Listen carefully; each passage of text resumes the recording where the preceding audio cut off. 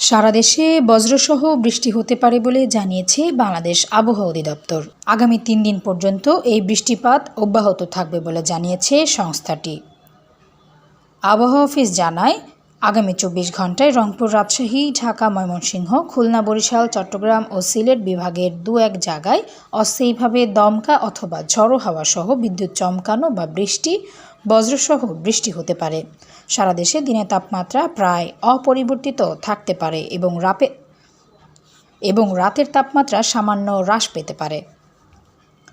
রোববার সকাল 9টা থেকে পরবর্তী 24 ঘন্টায় রংপুর, রাজশাহী, ঢাকা, ময়মনসিংহ, খুলনা, বরিশাল, চট্টগ্রাম ও সিলেট বিভাগের 2-1 জায়গায় অস্থায়ীভাবে দমকা অথবা ঝড়ো হাওয়া সহ বিদ্যুৎ চমকানো বৃষ্টি বা বজ্রসহ বৃষ্টি হতে পারে।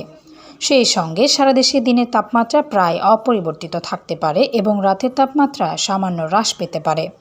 আগামী সোমবার সকাল 9টা থেকে পরবর্তী 24 ঘন্টায় সিলেট বিভাগের 2-1 জায়গায় অস্থায়ীভাবে দমকা অথবা ঝড়ো হাওয়া সহ বিদ্যুৎ চমকানো বৃষ্টি বা বজ্রবৃষ্টি হতে পারে।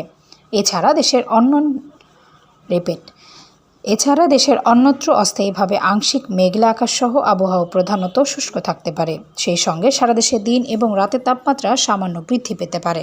এছাড়া আগামী 5 দিনে সারা দেশে দিন এবং রাতের তাপমাত্রা ক্রমশ বৃদ্ধি পেতে পারে বলে জানিয়েছে সংস্থাটি। Desk report, সমযোগ।